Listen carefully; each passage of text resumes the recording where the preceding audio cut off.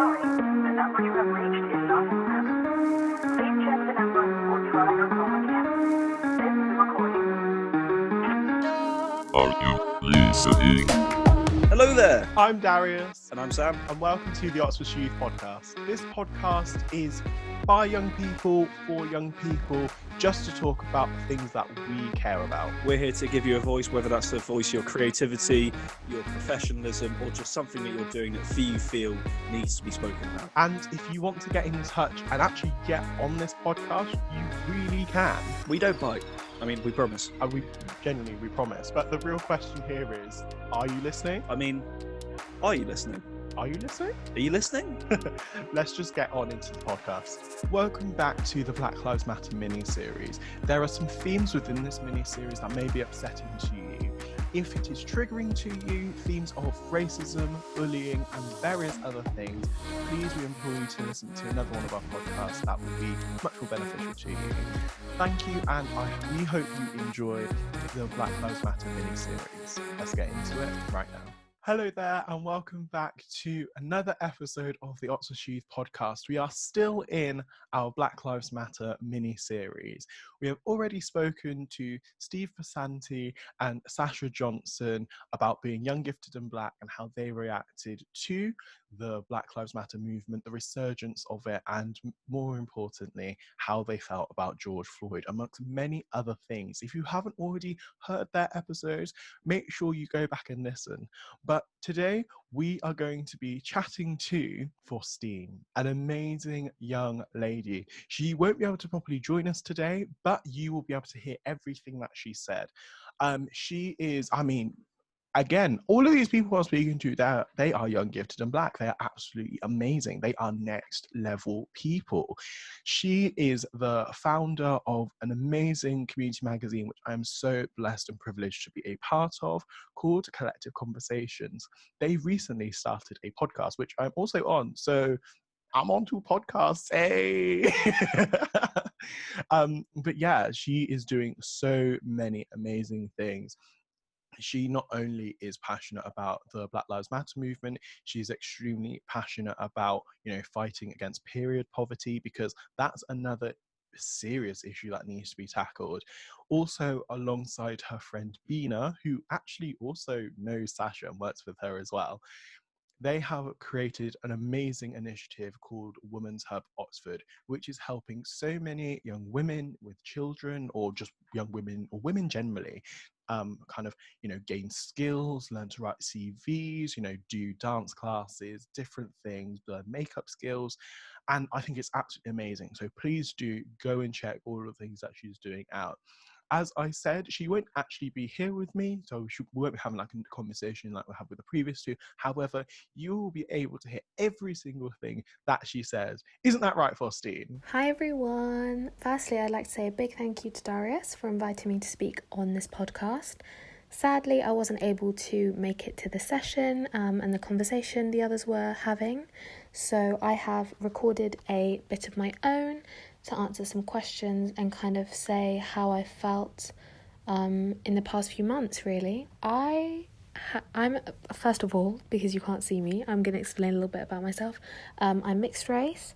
My mum is white and my other half is of Afro-Caribbean descent. I am 20 years old and I'm from Oxford. I'm a creative, a freelance writer, and I also have a podcast now. So I've been to school in England my whole life, nursery, primary, secondary, and the experiences I've had of racism have been quite rife, I must say.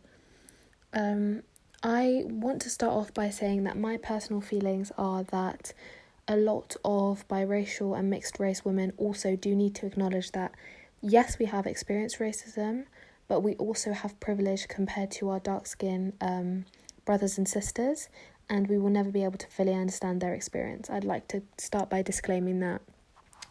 So for me, what I've been through, it was mostly name-calling, calling me things like mulatto,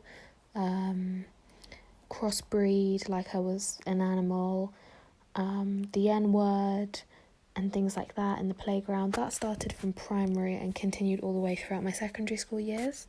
There's one particular incident that I remember super distinctively. It just stands out in my mind. I was at parents' evening at my secondary school, and I think my mum had gone to speak to one of the teachers or gone to the bathroom or something. And yeah, I was just stood on my own waiting for her to come back. And some kids in my form came up to me and said, "Are you adopted?" And I was like, "What?"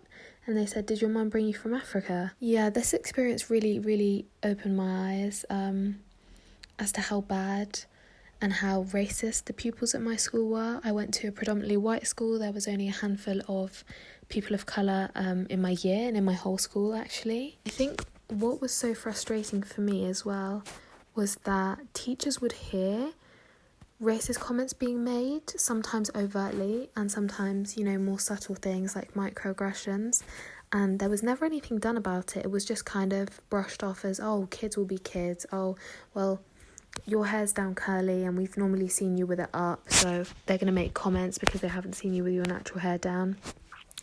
Things like that.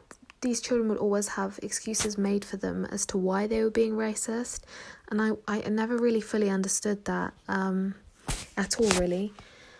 And I was often like the token poster girl for our history lessons, so I remember we never did anything to do with Black history ever. The slave trade was briefly mentioned. They never brought up anything to do with our Nubian kings and queens and all the Black emperors and empresses that we've had, all the amazing things that have happened throughout Black British history and African history and Caribbean history.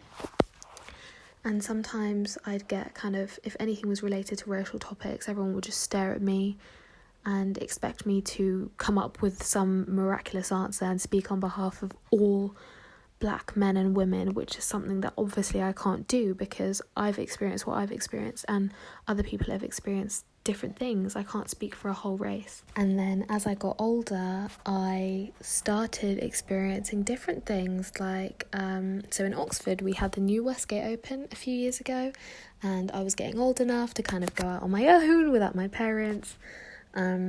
And my friend and I, we went into, I believe it was a jewellery shop, or it could have been a makeup store, perhaps. It could have been Bobbi Brown, actually, which is more expensive than Superdrug makeup, obviously. It's a bit more high-end.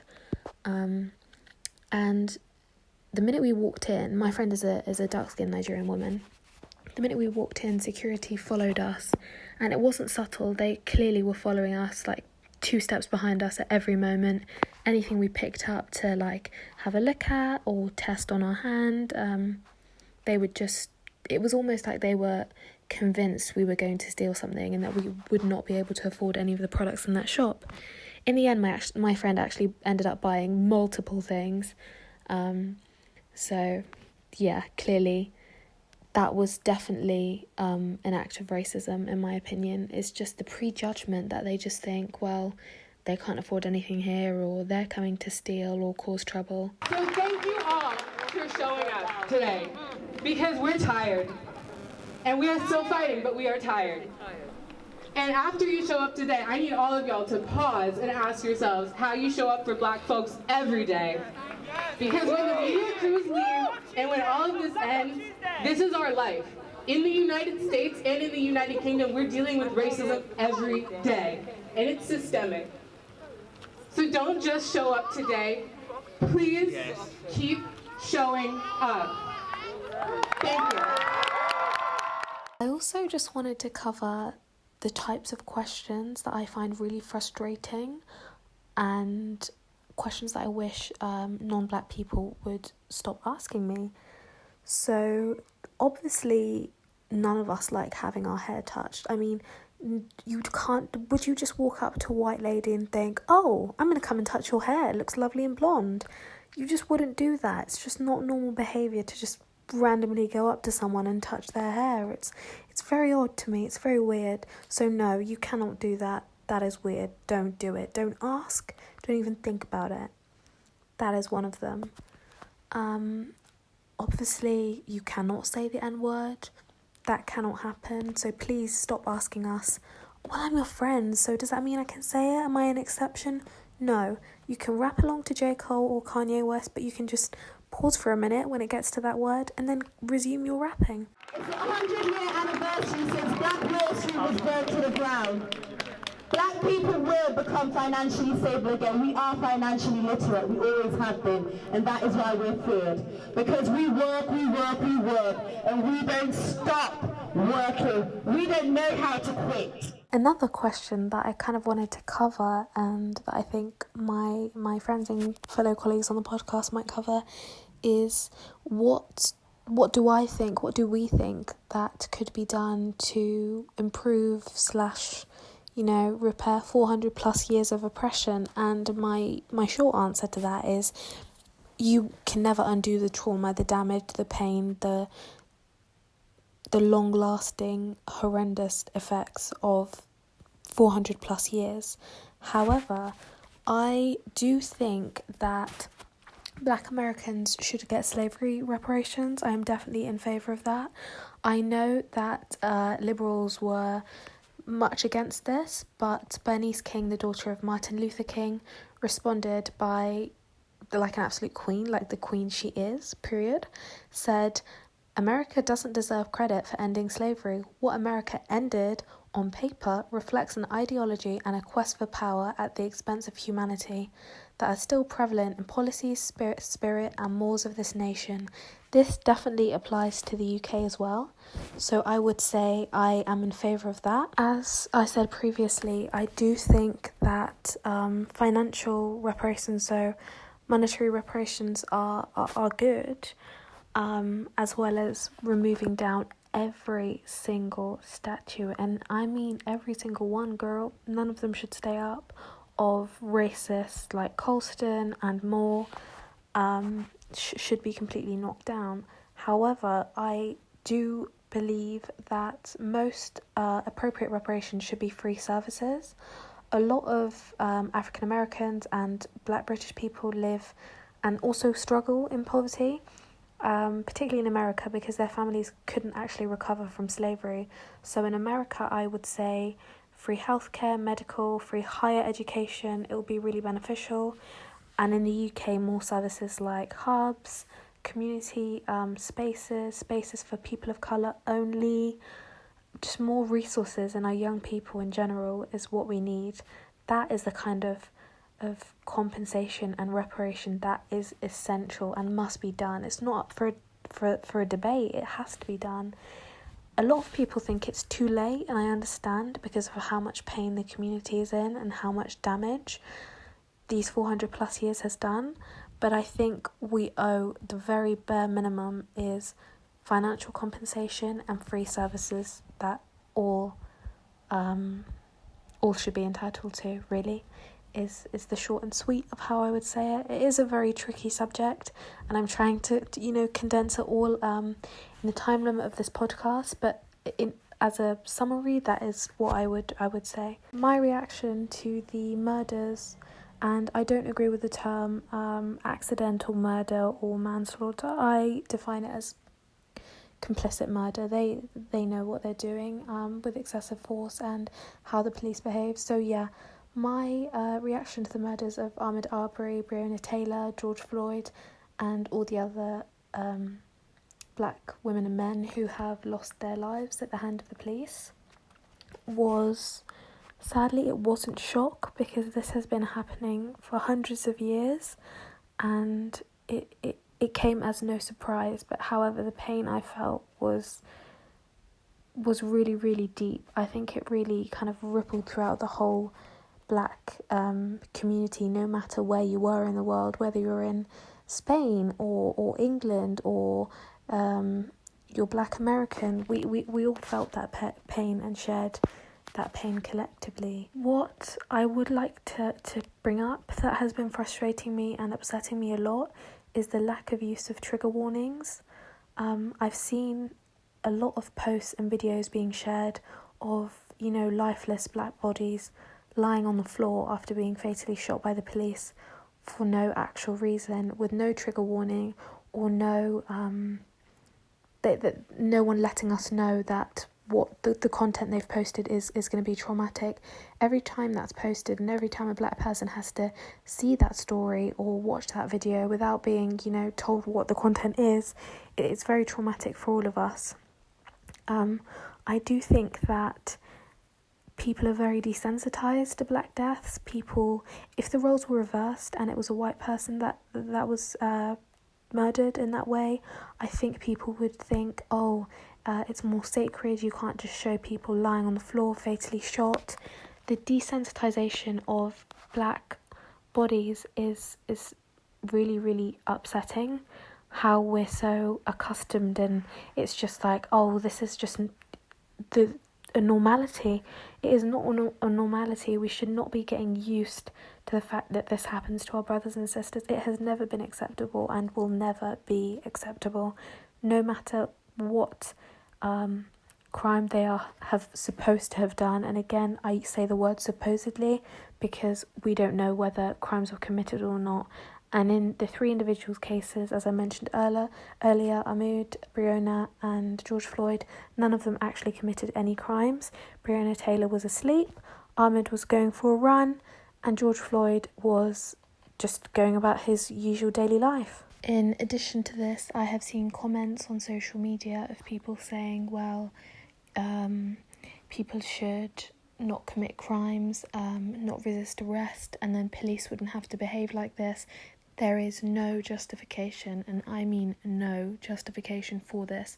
Whether someone has committed a crime or not, that is irrelevant. And in the 3 cases I mentioned previously, Breonna Taylor was asleep. That is not a crime. George Floyd was about his daily routine. He was not committing any crimes. And Ahmaud Arbery was simply going for a jog. None of those are crimes, yet all 3 of them were murdered at the hands of the police. The police are meant to protect and serve, and they let us all down. Black Lives Matter movement means to me that black trans women, black trans men, black non-binary folk, black disabled people, black children, black fathers, black mothers, all black people will have the equal opportunities, safety and futures that our white counterparts do. Also means that there will be a change in the education system and how much structural racism there is rooted deeply within British society and legal systems, school systems and everything in relations to that. So I would hope that in future the school to prison pipeline, which is basically specific policies and practices that often push at-risk children, so vulnerable children. These could be looked after children or children with other additional needs. It pushes them out of the classrooms and into the juvenile criminal system. And the majority of children who enter the system are non-white children, so children from ethnic minority communities. They're often punished and given kind of punitive school disciplinary policies which are too severe for the circumstances. They're often treated a lot more and labelled kind of aggressive and treated unfairly compared to their white counterparts. For example, not long ago, a student in London got suspended and expelled for having nail clippers and similar items, whereas a white pupil in the same school brought a knife to school and was suspended for a week and allowed to return to school. So I'd like to see changes within school policies like this, and also more funding.